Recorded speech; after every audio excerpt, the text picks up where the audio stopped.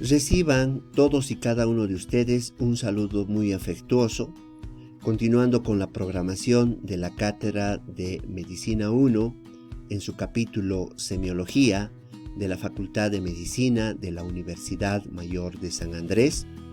En esta oportunidad nos toca hablar del examen del hígado y de las vías biliares.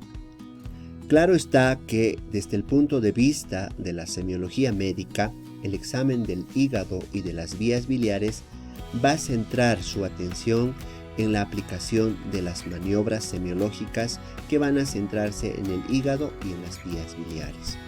Claro está, con el análisis de los signos y de los síntomas más frecuentes con los cuales el paciente va a acudir a la consulta médica. Entonces es ahí donde nosotros vamos a centrar toda nuestra atención y por lo cual debemos conocer todas estas maniobras semiológicas centradas, nuevamente reitero, desde la atención de las maniobras semiológicas y conjuncionando con la aplicación del método semiológico. La aplicación del método semiológico principalmente va a centrarse en la inspección, en la palpación, en la percusión y en la auscultación. Dentro de la anamnesis, el signo y el síntoma más frecuente van a ser el dolor, el prurito y la fiebre, lo cual nos va a llevar a la manifestación de los síndromes, entendiendo que el síndrome es el conjunto de signos y síntomas por los cuales el paciente va a acudir a la consulta médica. Entonces, el dolor, el prurito y la fiebre nos va a manifestar un síndrome ictérico, un síndrome ascítico, un síndrome hemorrágico, un síndrome neurológico y un síndrome de encefalopatía hepática. Hablamos del dolor. El dolor va a ser el signo o el síntoma más frecuente por la cual el paciente va a acudir a la consulta médica, y el dolor que va a afectar al hígado y a las vías biliares va a producirse principalmente por la distensión de la cápsula de Gleason. Esta cápsula se va a ver distendida también por otras causas, como son los procesos inflamatorios en las neoplasias o en los abscesos, una irritación de la cubierta peritoneal que se va a incrementar con la manifestación o con los movimientos más simples, como son los movimientos respiratorios. El dolor en las vías biliares se va a manifestar con un dolor de tipo cólico, que generalmente se presenta por las noches y de forma brusca. ¿Por qué? Porque en las noches todos los órganos, aparatos y sistemas tienden a relajarse, y ese va a ser el factor gatillo que va a manifestar a la manifestación del dolor de tipo cólico. Generalmente el dolor de tipo cólico se presenta con antecedentes asociados a la ingesta de comidas colecistoquinéticas, como son la carne de cerdo, el huevo y el chocolate.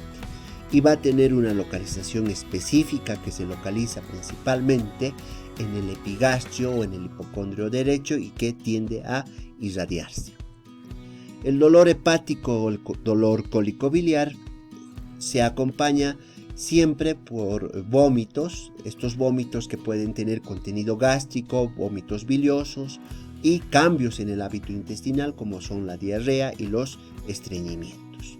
El prurito también va a ser un signo, un síntoma muy asociado a la afectación de las vías biliares y del hígado. ¿Por qué? Porque existe una retención de las sales biliares, y es ello lo que va a ocasionar a la manifestación del prurito. La febrícula y la fiebre va a manifestarse en hepatitis virales agudas, en hepatitis crónicas, en tumores malignos del hígado, en abscesos hepáticos piógenes, y al mismo tiempo la fiebre se manifiesta en una colicistitis aguda, una coledocolitiasis prolongada o una colangitis. Y hablando de las maniobras semiológicas, principalmente vamos a referirnos a la maniobra de Smith, donde el paciente va a encontrarse en sedestación, con las piernas ligeramente flexionadas, el explorador o el médico se sitúa por detrás del paciente, de modo que pueda sostener el tronco del paciente y va a localizar sus dedos pulgares y el dedo medio a nivel de los músculos de la pared abdominal, y el hígado va a ascender por su propio peso y va a aplicarse y va a poderse palpar el hígado. Esta maniobra se describe como la maniobra de Smith. La maniobra de Devoto. La maniobra de Devoto, de igual forma, el explorador se va a colocar por detrás del paciente. Con los dedos índices se procede a realizar la palpación de la pared abdominal, y son estos dedos índices los que van a realizar el rastreo hacia arriba del borde inferior del hígado, y identificado ese borde del hígado es ahí donde se va a fijar los dedos, estos dedos índices. A esta maniobra se conoce como la maniobra de Devoto. Al mismo tiempo, estos dedos índices van a ejercitar una ligera presión en el momento de la inspiración. La maniobra de Bruch. La maniobra de Bruch, con ambas manos sobrepuestas, el explorador va a tocar la pared abdominal de manera que las yemas de los dedos quedan extendidos por debajo del borde inferior del hígado, y va a ir ascendiendo hacia arriba buscando el borde del hígado, aprovechando en el momento de la inspiración. La maniobra bimanual de Chaufar es donde el paciente se encuentra en decúbito. El explorador va a colocar su mano en dos sentidos. La mano derecha con movimientos hacia arriba que busca imprimir sacudidas del hígado, y la mano izquierda va a ejercitar un movimiento ascendente para identificar el borde inferior del hígado. La maniobra de Matthew también es conocida como la palpación ascendente. El paciente se encuentra en decúbito dorsal con la cabeza algo elevada y las rodillas en semiflexión.